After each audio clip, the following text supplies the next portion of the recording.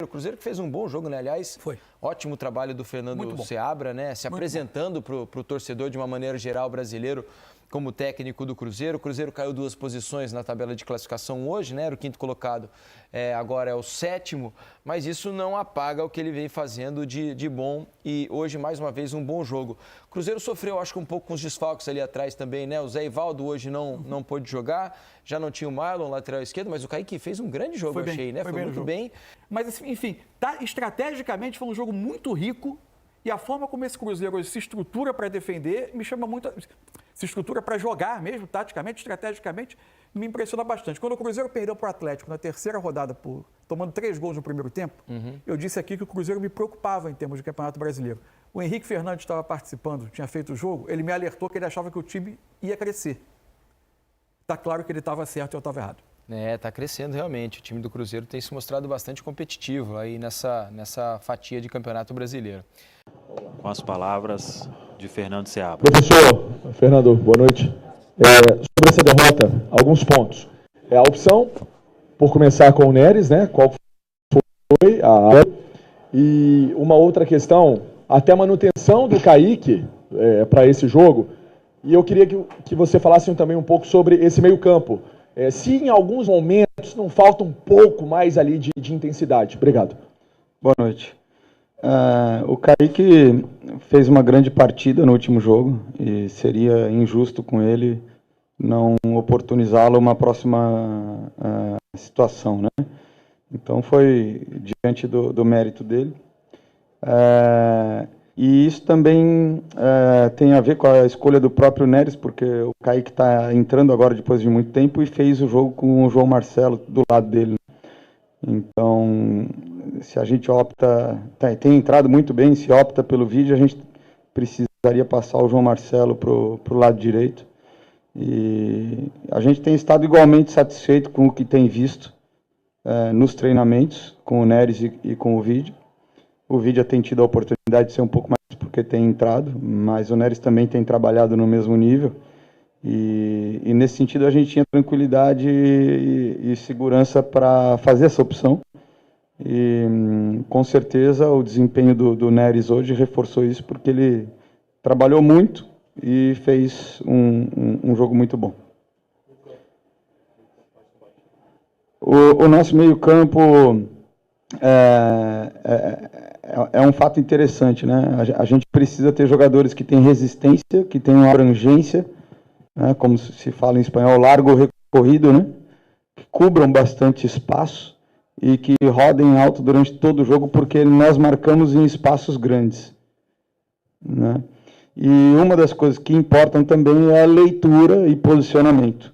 Então são jogadores que têm tido muito boa leitura, excelente posicionamento, bons ajustes e inclusive taxa de trabalho muito alta. A gente chegou em 2 jogos seguidos tendo o Ramiro fazendo mais que 12 quilômetros, mais de 1.000 metros em alta intensidade, o Lucas Silva também. Então isso dá a garantia de que eles vão cumprir as missões que eles precisam cumprir e além disso eles têm boa leitura, têm experiência e sabem comunicar bem dentro do campo. Então são aspectos aí importantes e que agregam bastante para a gente, né? Temos trabalhado de uma forma geral também com outros jogadores e acho que como um grupo como um todo, não tenho convicção, está havendo uma evolução nesse sentido. Essa evolução ela é importante porque coloca mais peças à nossa disposição, então hoje Machado, Vitinho, Japa, Vital, todos os jogadores com capacidade para fazer também, estão com um pouco menos de ritmo de jogo, né? E às vezes a entrada depende daquilo que a gente pretende para o jogo. Mais alguma parte? Fechou. Ô Seabra, quando você fala do meio campo, se o meio campo hoje entregasse isso tudo, por que o Cruzeiro foi ao mercado buscar 3 contratações para o setor e fazendo altos investimentos? Não há uma diferença no que é falado e o que o clube foi fazer no mercado? Porque senão dava para priorizar esses investimentos em outras posições. Em alguns aspectos, os jogadores que estão sendo contratados, eles aportam outras características, tá certo? Então você tem no Wallace um jogador de grande estatura, que também é muito importante em situações de jogo aéreo, e que é uma opção interessante, né, para também fazer essas funções, principalmente pelo centro ali do meio, ou jogando com 2 volantes, ou com 3 fazendo central, né. Tem uma característica muito forte defensiva, e também um jogador muito habituado ao futebol europeu e com um domínio muito bom dos princípios de defesa zonal, tá certo? Que é algo muito importante para a gente. E, claro, temos outros jogadores, temos o Matheus Henrique, um jogador extremamente dinâmico, associativo, com muito movimento, que traz uma função curta também, vindo mais de trás e podendo se associar e ter ações importantes de último terço, né? Então, são contratações importantes no sentido de que vão se agregar àquilo que a gente tem construído e vão poder somar com características pessoais que são diferentes das características dos jogadores que tem aqui.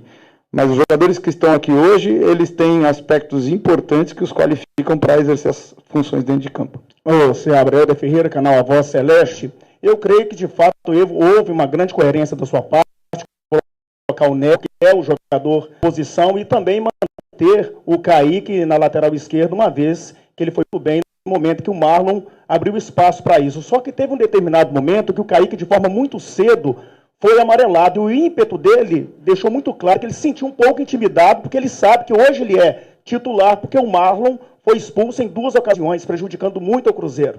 Uma pergunta a respeito do Kaique, se você concorda com essa observação, e o meio de campo do Cruzeiro, em determinado momento, no final do jogo praticamente, você colocou o time do Cruzeiro praticamente todo para frente, colocando o Vitinho e o Felipe Machado, e o Cruzeiro por muito pouco não fez o gol do empate. Ficou um pouco assim no seu pensamento, poxa vida, por que eu não fiz isso antes? Não houve uma certa demora nessa mexida? Bom, primeiro em relação ao Kaique se sentir intimidado e ter medo de uma expulsão porque tem amarelo, eu não concordo com a expulsão de vermelho direto, né, fazendo esse paralelo que você traçou em relação às expulsões do Marlon. É um jogo pesado, em algum momento tem oscilação, mas acho que o Kaique foi muito bem, acho que inclusive ele teve muita personalidade no final do jogo, atacou bastante, rompeu a última linha sempre que possível, buscou fazer dobra ofensiva com o Arthur várias vezes. Em momentos que a gente tinha o nosso médio abrindo, o Kaique rompeu a última linha da defesa do Flamengo por dentro, fez isso 2 ou 3 vezes, então eu acho que ele teve muita iniciativa, acho que ele teve muita personalidade de novo. Em relação a essa segunda questão que você colocou, da demora para fazer a última troca, nós tínhamos o Kaique sentindo muito desgaste e também tínhamos outros jogadores que eu também não vou expor pensando no próximo jogo, com dor, com pancada, e nós precisávamos segurar um pouco mais, porque eu só teria um momento e se eu troco só um jogador eu ia morrer sem fazer uma troca, tá certo? Entendo que os jogadores de meio campo estavam fazendo um bom jogo, tinham a leitura daquilo que estava acontecendo dentro do campo, e aí eu optei por dar a oportunidade do time se manter, até porque nós estávamos jogando melhor que o Flamengo, subindo pressão, provocando erros, recuperando bolas no interior do meio campo, então a produtividade, a possibilidade de chegar ao empate, ela estava concreta. Então, em função dessas situações de desgaste e não correr o risco de terminar o jogo com um jogador a menos no campo, nós aguardamos um pouco mais, porque era o último momento e seriam 2 trocas. E aí apostamos no Machado, que é um jogador que tem chute de fora, que tem boa bola parada, né? O Flamengo já estava jogando mais baixo e acho que as qualidades do Machado como um distribuidor naquele momento seriam importantes. E o Vitinho é um jogador de muita dinâmica, entra na área, faz rupturas, faz transições defensivas e ofensivas muito bem. Então nós guardamos para esse momento.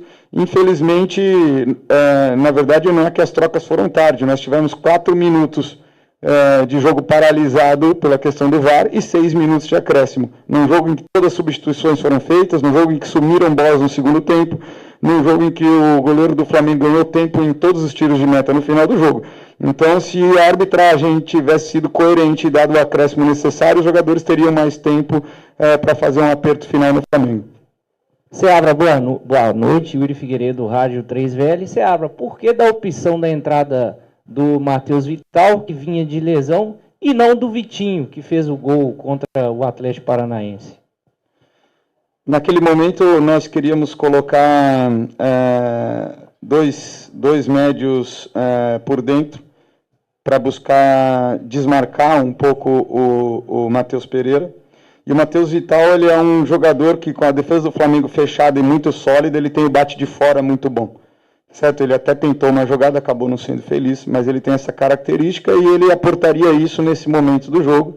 E é um jogador de controle. E o Flamengo tem um contra-ataque muito forte. Então a gente precisava de um jogador com uma tomada de decisão que gera mais controle, que empurrasse o adversário, que nós ficássemos um pouco menos expostos ao contra-ataque naquele momento. E depois a gente optou pelo Vitinho, que é um jogador mais vertical, que arrisca mais, enfim, tentando fazer esse aperto final no final do jogo.